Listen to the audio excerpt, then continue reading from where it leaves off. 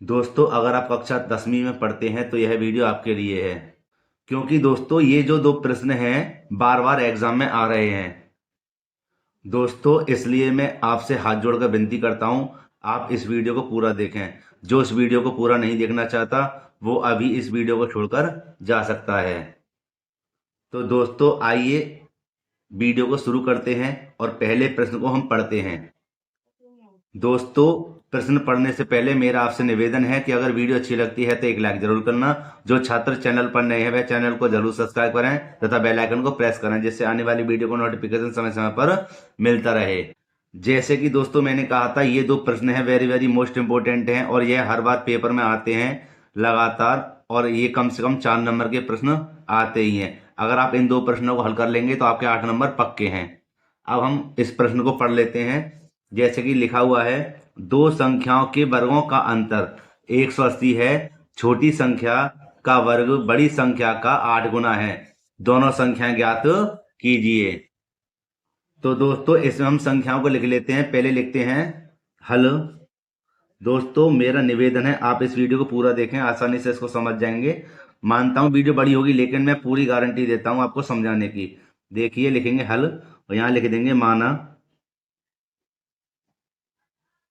बड़ी संख्या x तथा छोटी संख्या बराबर y। ठीक है। अब हम इसको पढ़ के देखो कैसे सरल करेंगे, और आप भी कहेंगे कि हाँ सर ने क्या पढ़ाया है। देखिए, जैसे पहले लाइन पढ़ेंगे, लिखा हुआ पहली लाइन में दो संख्याओं के वर्गों का अंतर 180 है। समझना, दो संख्याएं, दो संख्या हमने ये मान ली। ठीक है। हम यहां लिखते हैं प्रथम शर्त। प्रथम शर्त देखिए बच्चों कैसे करेंगे। दो संख्याएं कौन सी भैया हमारी, एक ये रही संख्या, एक ये रही संख्या। दो संख्याओं के वर्गों का, वर्ग बच्चों वर्ग कहते हैं इसके ऊपर जो घात है दो, है ना। वर्गों का, इनकी संख्याओं के वर्गों का अंतर माने घटाव कितना है दोस्तों, 180 है। बताओ समझ में आया नहीं आया, आया ना समझ में, है ना। इसको कहेंगे समीकरण नंबर 1। ठीक है। जब एक समीकरण बन जाए अब पढ़ेंगे आगे। समझना दोस्तों कि हम इसको कैसे करेंगे। लिखेंगे छोटी संख्या का, क्या कहता है, छोटी संख्या का। छोटी संख्या हमारी कौन सी है, छोटी संख्या है हमारी y। यहां लिख देंगे दूसरी शर्त। जब दूसरी लाइन पढ़ेंगे तब छोटी संख्या ये रही और कहता है छोटी संख्या का वर्ग, है ना, मैंने वर्ग लिख दिया। आय कहता है वर्ग बड़ी संख्या का, भाई एक छोटी संख्या अलग हो गई, बड़ी संख्या अलग हो गई, इसलिए बराबर का निशान लगा देंगे।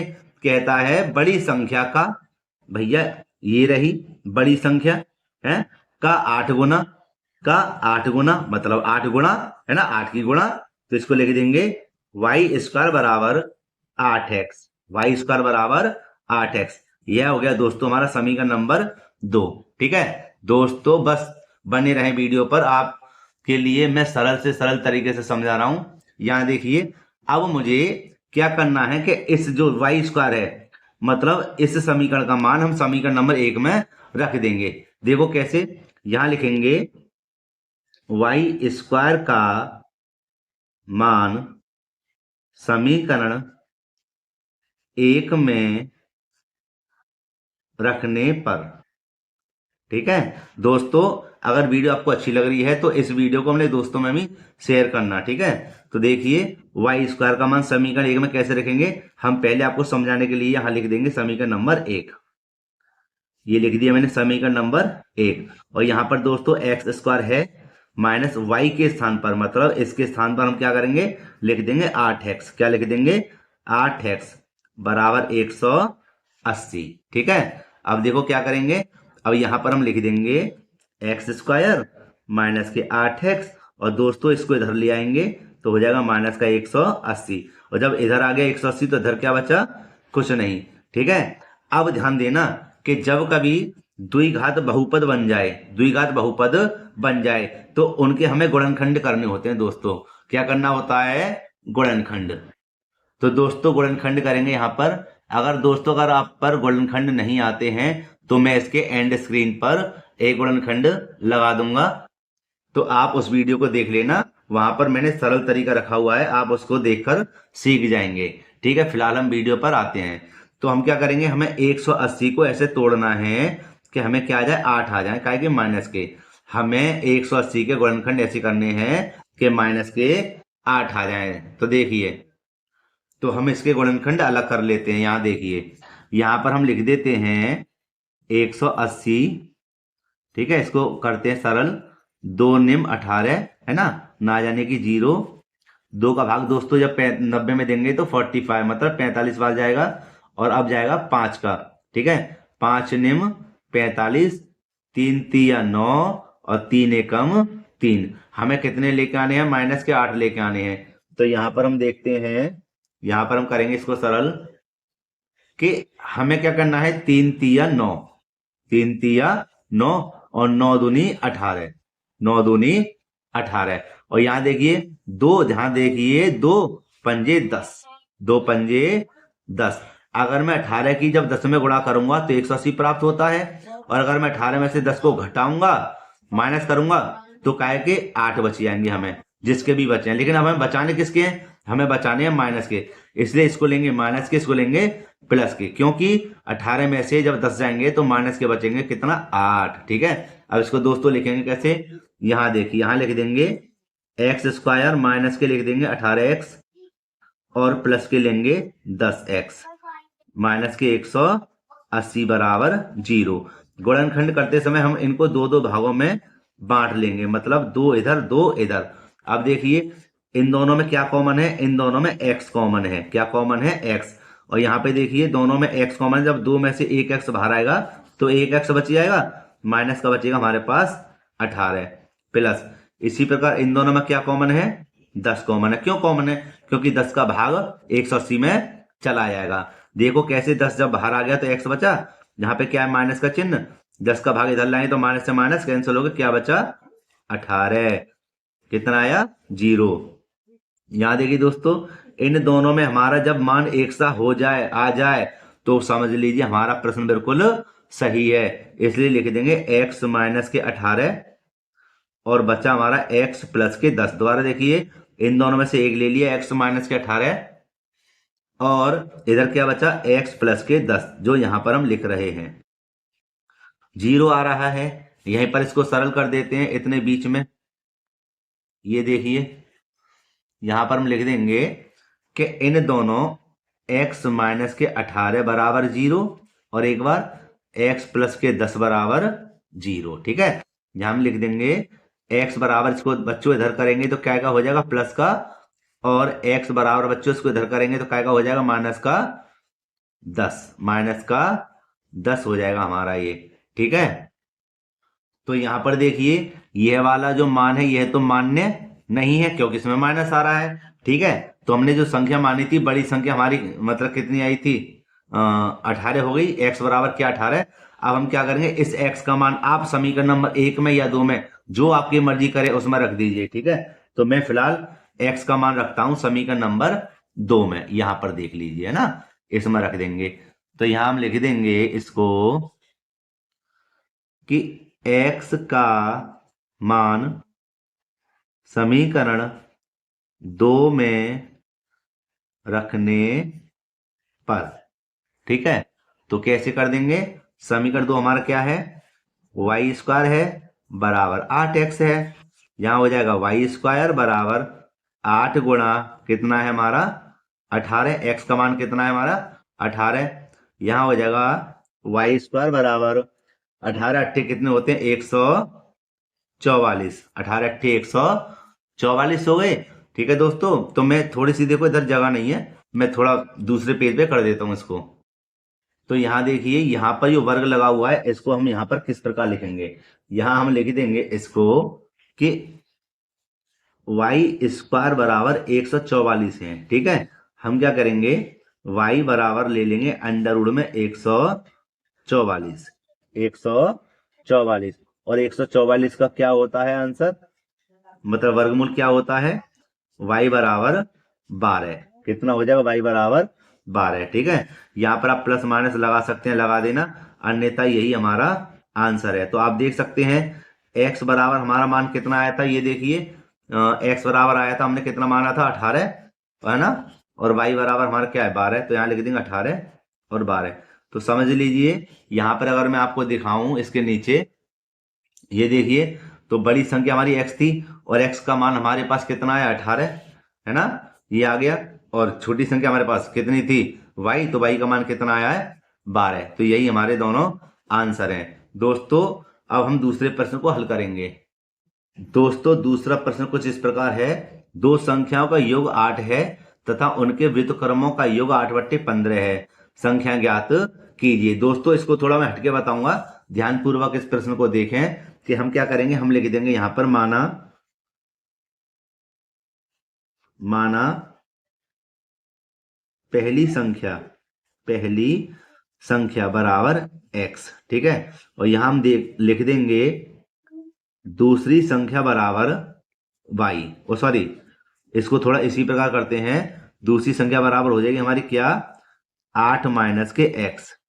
ध्यान से समझना, इस प्रकार के प्रश्न में हम क्या करेंगे, इस जो हमने x माना ना उसको घटा देंगे उस संख्या से। ध्यान से समझो, यहां लिख देंगे पहली संख्या बराबर x और दूसरी संख्या हो जाएगी हमारी 8 माइनस के x, है ना। योग कह रहा है, जोड़ेंगे नहीं, क्या कर देंगे उसको घटा देंगे।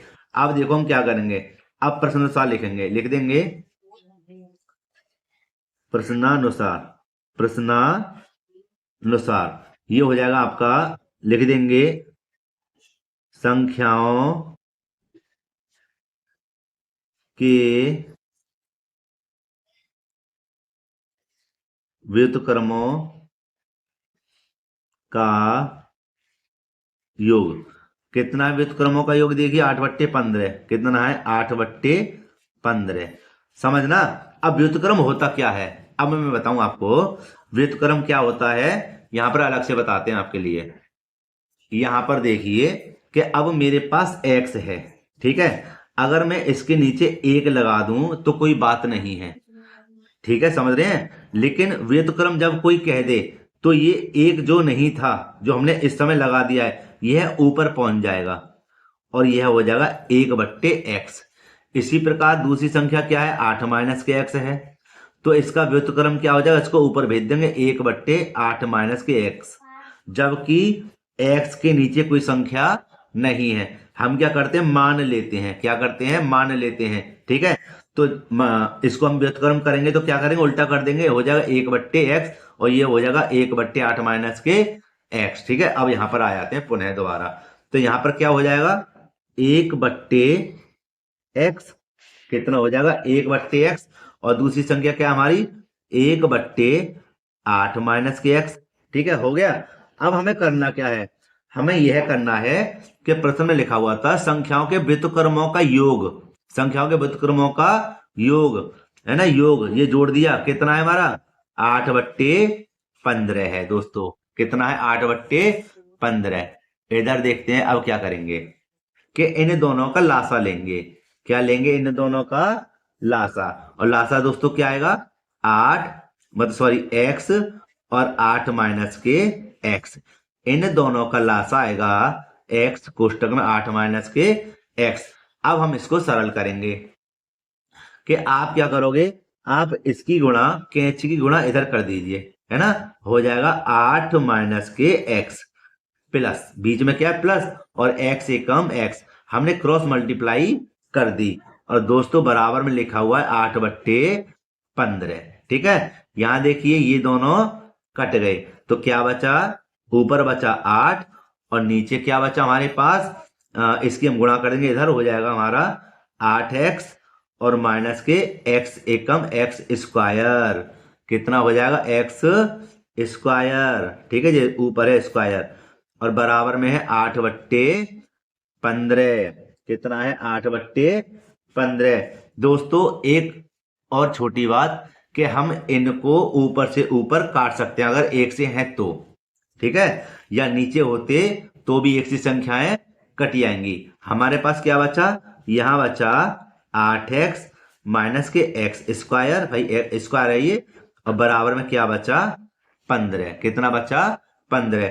हम इन संख्याओं को इधर लेके आ जाते हैं प्लस के तो भी हो जाएंगे ये, हो जाएगा एक्स स्क्वायर। जब इसको भी इधर भेजेंगे तो हो जाएगा माइनस के 8x। ठीक है, ये दोनों संख्या किसके पास गई थी? प्लस के 15 के पास। जब ये दोनों संख्या इधर चली गई तो इधर क्या आ जाएगा? 0। तो इस 0 को इधर लिख देते हैं। ठीक है, अब यह बन गया द्विघात बहुपद। क्या बन गया? द्विघात बहुपद। हमें क्या करना है? इस 15 के फैक्टर करने हैं कि हमें माइनस के 8 आ जाए। कितने आ जाए? माइनस के 8। तो हम यहीं पर कर देते हैं, इसको लिख देंगे एक्स स्क्वायर माइनस के। ये होते हैं हमारे कितने? 5 तिया 15। कितने होते हैं? 5 तिया 15। क्यों? क्योंकि 5 यहां दिख रहा होगा आपको। चलो मैं अलग से ही बता देता हूं आपके लिए। यहां पर हम देख लेते हैं एक छोटे से पेज पर कि ये देखिए, यहां हम हो जाएगा 5 गुणा 3, 5 तिया 15, और 5 और 3 कितने हो गए? 8। तो इसको कैसे लिखेंगे? यहां देखिए, यहां हम लिख देंगे माइनस के 5x और माइनस के 3x और प्लस के हैं हमारे 15 बराबर 0। अब पिछले सवाल की तरह क्या करेंगे? यह पहले 3 भागों में था, अब हो गया 4 भागों में। तो 2 2 2 2 हमने ले लिया कॉमन। तो दोस्तों क्या करेंगे? दोनों में क्या कॉमन है बताओ? x। क्या कॉमन है? x। 2 में से एक x बाहर आ जाएगा तो एक x बचा, माइनस का बचेगा 5। माइनस के 3 कॉमन है, क्या बचा? x minus plus minus. क्यों कॉमन है 3? क्योंकि 3 का भाग 15 में चला जाएगा, इसलिए 3 पंजे 15 बराबर 0। जहां हम लिख देंगे क्या कि ये दोनों एक से हैं, तो x माइनस के 5 और x माइनस के 3, x माइनस के 3 बराबर 0। तो दोस्तों इस साइड में जगह है तो यहीं पे कर देते हैं हम। तो इसको हम लिख देंगे यहां पर कि ये x माइनस के 5 बराबर 0 और दोस्तों x माइनस के 3 बराबर 0। यह हो जाएगा आपका x बराबर, इसको इधर भेजेंगे तो प्लस के 5, और जब दोस्तों इसको इधर भेजेंगे तो क्या हो जाएगा? प्लस के 3। कितना हो जाएगा? प्लस के 3। ठीक है दोस्तों, अब आप इन दोनों में से कोई भी एक संख्या x मान लीजिए। मतलब यहां पर ध्यान दीजिए कि हमने क्या संख्या मानी थी? हमने मानी थी पहली संख्या x और दूसरी संख्या मानी थी 8 माइनस के x। तो पहली संख्या हमारी इन दोनों में से कोई भी एक मान लीजिए। ठीक है, मैंने मान लिया यहां पर क्या? मैंने मान लिया यहां पर 3। क्या मान लिया? 3। ठीक है, एक उत्तर हो गया मेरा x बराबर 3। तो दूसरा उत्तर हमारा क्या होगा? हम इसको उत्तर नहीं मानेंगे क्योंकि हमने दूसरी संख्या क्या मानी थी? 8 माइनस के x। तो यहां लिख देंगे दूसरी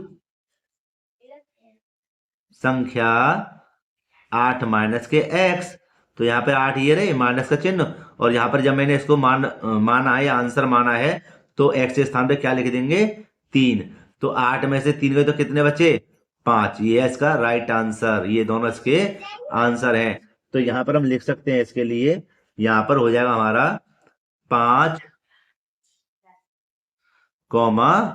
3 आंसर, या 3, 5, यही हमारे आंसर है। तो दोस्तों मैं उम्मीद करता हूं आपके लिए यह प्रश्न काफी अच्छे से समझ में आए होंगे। दोस्तों अगर वीडियो अच्छी लगी है तो एक लाइक जरूर करना, और जो छात्र चैनल पर नए हैं वह चैनल को जरूर सब्सक्राइब करें और मित्रों में इस वीडियो को शेयर करें। मिलते हैं इसी प्रकार एक और वीडियो में। जय हिंद।